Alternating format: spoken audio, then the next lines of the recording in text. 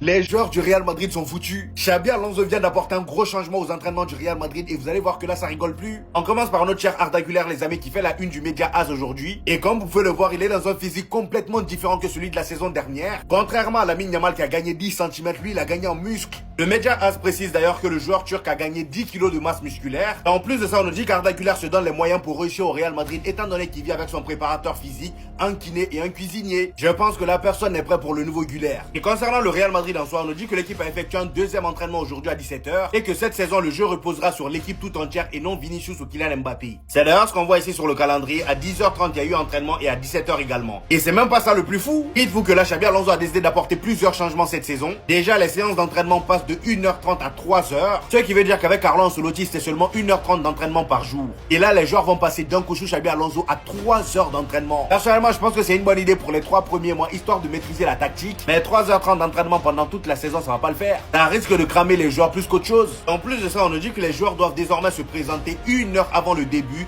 contre seulement 30 minutes l'an passé. Donc ils doivent être présents à l'entraînement 1 heure avant. C'est pourquoi je vous ai dit au début que ça rigole plus. Et n'oubliez pas que l'équipe actuelle du Real est la plus jeune équipe depuis 1998 les amis. Avec un âge moyen de 25 ans, c'est énorme.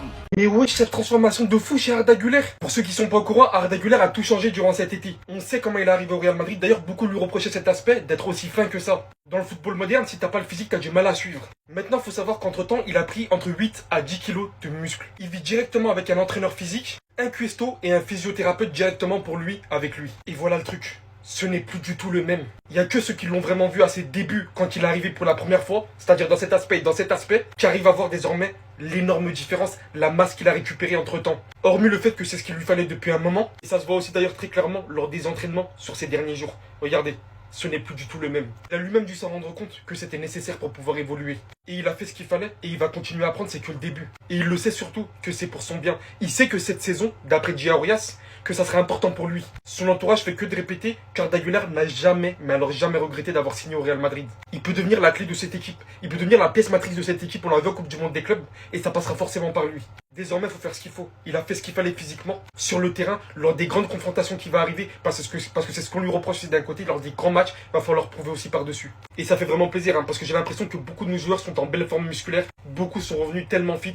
Détermination, discipline, travail, comme dirait Alpha. Vous connaissez le dicton. Transformation physique d'Arda Güler.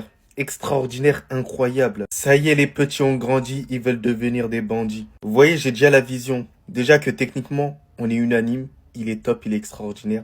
Mais alors s'il met physiquement, d'ailleurs il s'est déjà mis, physiquement c'est un béton. Il sera incroyable cette saison. Je pense que ça va être l'une des saisons prime d'Arda Güler. Voilà, là on va le découvrir au plus haut niveau. Et c'est tout ce que je recherche parce qu'il aura du temps de jeu. Donc il faudra qu'il soit plus présent dans les grands matchs parce qu'il a été assez décevant à certains moments dans les grands matchs. Là, il y aura beaucoup plus de matchs pour le mettre quand même en rythme. Il y aura beaucoup moins de frustration. Donc ce sera à lui de tout simplement prouver sur le terrain. Parce que je voyais certains dire qu'il est surcoté. Non. Attendez de voir cette saison. Arda Güler, je suis hypé de ouf. Mais en tout cas, faut pas le mettre trop de pression.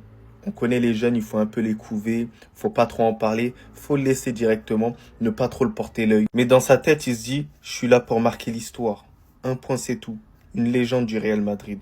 Inch'Allah. Ambiance à toi. Troisième jour d'entraînement pour l'équipe les gars, et toujours plus d'informations pour vous. Aujourd'hui l'équipe a passé 2 heures à l'entraînement pour la première séance du matin, entre l'entraînement sur le terrain et l'entraînement en salle. Et le message qui est ressorti de la part du club, c'est que d'un point de vue extérieur, ça peut paraître très fatigant pour les joueurs. Arda Güler s'est entraîné avec un bandage, mais ne vous inquiétez pas, il n'est pas blessé. C'est juste de la précaution par rapport à un coup qu'il a reçu hier. Le programme du jour il est simple, renforcement en salle et surtout des exercices de pressing. Et aussi mais surtout des matchs à 10 contre 10. Merci Xabi Alonso de travailler le pressing, parce qu'aujourd'hui une équipe qui veut jouer au plus haut niveau est obligée d'avoir un pressing impeccable. Xabi Alonso a aussi prévu une deuxième séance d'entraînement aujourd'hui qui aura lieu à 17h après la première. Mendy, Bellingham et Hendrick poursuivent toujours leur récupération. Moi j'ai envie de parler de ces deux-là. Trent et Carreras, je sens qu'ils vont changer la dynamique de cette équipe. Avoir des latéraux de ce niveau-là, ça va nous permettre d'atteindre une nouvelle dimension. Ils ont l'air déterminés, donc j'ai bien envie de voir ce que ça va donner. Xabi Alonso qui essaie d'accélérer les choses avec 2 entraînements le même jour, il est dans l'obligation de se préparer beaucoup plus vite que d'autres équipes parce qu'on n'a pas assez de temps pour mettre les choses en place. Bref les gars, j'ai hâte de voir ce que ça va donner pour le premier match de préparation et surtout abonnez-vous pour ne pas rater la suite des événements. En fait, Alonso, il ne veut même pas rigoler. L'équipe effectuera une deuxième séance d'entraînement aujourd'hui à 17h. Cette saison, le jeu reposera sur toute l'équipe et non Vini Mbappé. Donc si je comprends bien, avec Xabi Alonso, il y a entraînement le matin, donc à 10h30, et il y a un autre entraînement, 17h, En fait, le mec, il veut aller à fond avec les joueurs. Je ne sais pas si avec Carlos c'était pareil, hein. Moi, j'ai pas envie de juger, mais wesh, c'est la première fois que je vois ça. Entraînement matin et l'après-midi. En fait, je pense qu'il a dû se rendre compte d'une chose. L'équipe, en fait, les lacunes qu'on a, c'est une dinguerie. Il s'est dit, mais là, j'ai du boulot, j'ai du taf. Si ça ne tenait même qu'à lui, s'il aurait pu raccourcir les vacances, il aurait raccourci et leur dire, les gars, revenez, il faut s'entraîner. Vous n'avez pas encore le niveau. C'est une dinguerie. Mais ça fait plaisir. Ça fait plaisir de voir que ça travaille. J'espère juste que ça va porter ses fruits. Parce que là, on est tous contents. On est tous là, on est en train de parler sur les réseaux. Maintenant, faut montrer sur le terrain. Mais comme on a dit, les gars, confiance totale en Xabi Alonso. Et il va faire du bien, cette équipe. Cette équipe va découvrir ce que c'est que de jouer à la balle. Jouer au football. Le football, les gars, on a dit le football. En plus, là, dans quelques jours, il y a le match de préparation. C'est un match amical, je crois. Juste avant la Liga. Ça laissera le temps de voir un peu les petits trucs qui ont été mis en place avant la rentrée. Mais les gars, j'ai hâte. Je le répète encore, j'ai hâte. Dites-moi ce que vous en pensez dans les commentaires, les gars. Et surtout, pour ne rien louper, vous savez ce qu'il vous reste à faire, les gars. Abonnez-vous. Alonso décide d'apporter quelques changements cette saison. Les séances d'entraînement passent de 1h30 à 3h. Mais les gars, elhamdoulilah. Et comment ça, Ancelotti faisait des séances de 1h30 ce fumier? Les mecs, Zarma, c'est leur job, c'est leur métier, c'est leur taf. Ils ont payé des millions pour faire ça. Ils font des séances de 1h30. Vous savez c'était quoi 1h30? Quand j'étais en district, je jouais en D3, les gars, les séances étaient minimum 2 heures. Et là, eux, ils sont payés des millions, c'est leur job, c'est leur taf. Et ils font que des séances de 1h30. Zarma, moi, quand je vais en cours, mes blocs de cours, c'est minimum 4 heures. Je vous jure, les gars, c'est trop une dinguerie. J'espère que ça choque pas que moi. J'espère que je suis pas fou. Mais en voyant ce genre de news, je comprends beaucoup de choses. Pourquoi il n'y a aucune intensité sur le terrain? Pourquoi l'équipe, elle n'est pas cohérente tactiquement? Pourquoi l'équipe, elle s'est pas pressée? Mais tu m'étonnes que Mbappé et Vinicius, ils couraient que 5 ou 6 km par match. Les mecs, ils courent même pas à l'entraînement. Comment tu veux qu'ils courent en match? En tout cas, monsieur Xabi Alonso, merci. Merci d'instaurer dans ce club de la discipline, de la tactique, de la rigueur. Je sais pas si ça va payer. Peut-être que ça va même pas payer. Mais au moins, tu auras essayé quelque chose.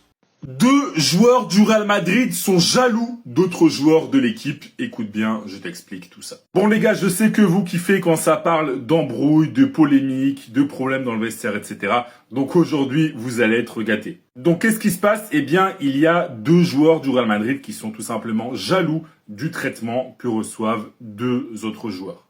Donc d'abord, on a Vinicius Junior. Vous vous en doutez, il est jaloux de Kylian Mbappé. Je vous mets la source de ce que je raconte, c'est la Cadena Ser qui explique que le Brésilien ne veut plus être dans l'ombre du Français. Dernièrement, vous avez vu que le Real Madrid fait un peu tout pour mettre en avant Kylian Mbappé. Voilà, Kylian Mbappé, c'est vraiment la tête d'affiche du projet. Il vient de récupérer le numéro 10. C'est lui qui va tirer les pénaltys la saison prochaine. Bref, pour le Real Madrid, Mbappé est le numéro 1 et forcément, ça ne plaît pas à Vinicius. Donc voilà, clairement, Vinicius, il estime qu'il est traité de façon injuste au Real Madrid et qu'il est un peu méprisé par rapport à Kylian Mbappé. Et ensuite, on a Endrick. Alors Endrick, il n'est pas jaloux de Kylian Mbappé, mais de Gonzalo Garcia. Pourquoi? Eh bien, d'abord parce que l'Espagnol lui est passé devant dans la hiérarchie. Voilà, maintenant, le joker offensif du Real Madrid, c'est Gonzalo Garcia, c'est plus Endrick. Mais aussi parce que Gonzalo a récupéré le numéro 9 que Endrick voulait. Là aussi, je vous mets la source, c'est Radio Marca, donc c'est un média madrilène, donc venez pas me dire oui, mais t'inventes parce que t'es anti-Madrid, etc. C'est un média madrilène qui explique que Endrick s'est énormément fâché lorsqu'il a appris que Gonzalo allait récupérer le numéro 9. Et surtout, il n'a pas hésité à afficher son mécontentement dans le vestiaire. Et Endrick, personnellement, je le comprends un peu. D'ailleurs, l'autre jour, je vous ai fait une vidéo pour vous dire que je trouvais que Endrick était trop méprisé et qu'il méritait un rôle plus important au Real Madrid. Mais voilà, pour résumer, Endrick est jaloux de Gonzalo Garcia et Vinicius est jaloux de Mbappé. Si t'es fan du Real Madrid, dis-moi dans les commentaires, est-ce que selon toi, c'est justifié que Endrick et Vinicius Junior soient un peu jaloux, qu'ils se sentent méprisés? Est-ce que c'est normal, oui ou non, selon toi? Dis-moi tout en commentaire et si tu veux être au courant de toute l'actu des Merengues, je t'invite à t'abonner. Le nouveau coach du Real Madrid, Xabi Alonso, a changé une règle qu'il y avait sous Ancelotti. Donc à l'époque, les joueurs du Real Madrid devaient arriver 30 minutes avant le début de l'entraînement. Mais sous Xabi Alonso, c'est plus pareil, hein. Ils doivent désormais arriver 1 heure avant le début de la séance d'entraînement. Et toujours avec l'entraînement, n'oubliez pas que ça a repris officiellement. Donc avant-hier le cas, donc hier il y a eu entraînement, aujourd'hui mercredi entraînement, demain après-demain. De toute façon il y a entraînement tous les jours pour préparer bien sûr la nouvelle saison. C'est une petite photo de Kylian Mbappé et Vini Junior lors de l'entraînement du jour. Des nouvelles également concernant le jeune argentin Franco Mastantuono. Donc tout d'abord il devrait être le numéro 25 du côté du Real Madrid. C'est pas encore officiel mais ça devrait être ce numéro de maillot là. Et le nom Mastantuono sera floqué derrière son maillot au lieu de Franco.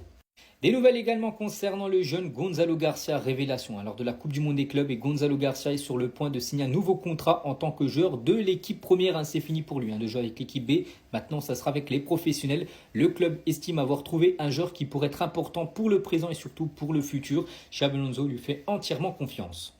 Et on finit aujourd'hui avec une photo de Luka Modric, ancien joueur du Real Madrid. On sait qu'officiellement il est joueur de l'AC Milan, donc ça fait bizarre de voir Modric avec le maillot d'une autre équipe.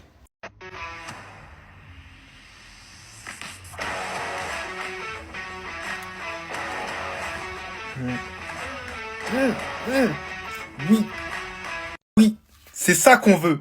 C'est ça qu'on veut. Vous voyez à ce moment-là, Carvajal, il a vu Rashford. Dans sa tête, il s'est dit c'est Rashford au sol. Attention frérot, hein. T'as signé au Barça, ouais, tranquille, y a pas de souci, t'as marqué ton premier but. Mais je te dis, Carvajal, hein, c'est un vicieux dans l'âme. C'est quelqu'un, il connaît tout le corps humain. T'inquiète, il sait quelle zone toucher. Parce que oui, Carvajal, il s'est mis au COMMA. Comme préparation, ça c'est sa préparation mentale, vous en faites pas les gars.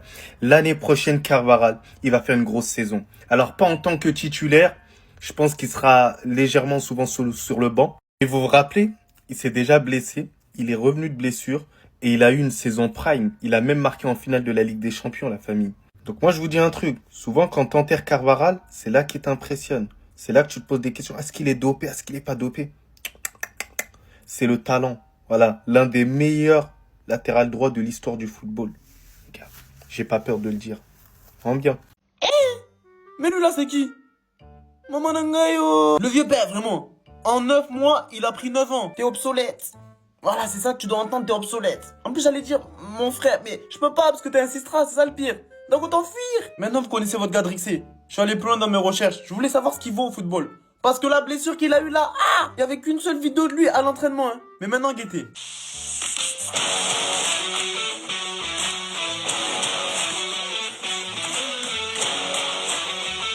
En fait quoi? Personne l'a prévenu des news dans le football?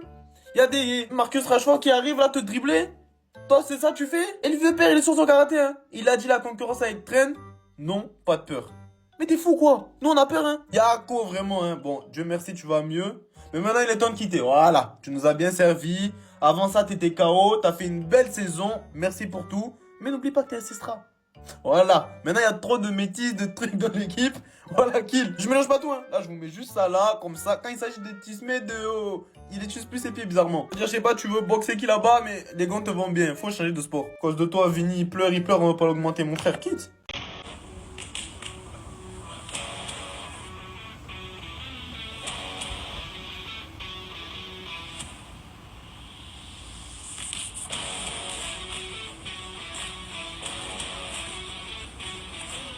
Je pense que c'est clair pour tout le monde. Là, je pense que le message il est clair, le message est passé. Voilà, si ça ne fonctionne pas sur le terrain, si ça ne fonctionne pas dans les pieds, je pense qu'on va en arriver au mai. Voilà, tout simplement. Carvajal, il s'est fait les croisés, il s'est blessé, tout ça, il est revenu de blessure. Voilà, tu sais que, il sait que la fin est proche. Donc là, il a besoin de remporter 2-3 titres encore, peut-être tenter d'être, je sais pas, remporter quelques titres encore et puis se barrer. Donc si ça fonctionne pas, on va en arriver au mai. Je trouve qu'on a vu des choses graves, mais vraiment graves la saison dernière, que normalement il aurait dû avoir des coups de poing qui étaient déjà lancés, tu vois. On aurait dû voir des vidéos, des séquences de coups de poing lancés, de pendés et tout. Des mecs comme Valverde, avec tout ce qu'il représente aujourd'hui au club. Valverde par exemple, tout ce qu'il fait sur le terrain, comment il se démène pour les autres, comment il aide les autres et tout. Quand il voit par exemple des gars qui refusent de presser, moi je trouve qu'avec son signe uruguayen, de base, normalement, ça devait claquer donner des paires de gifles à ceux de devant. Alors là, je pense que c'est clair, là, le message est clair pour tout le monde. Et puis voilà, tranquille.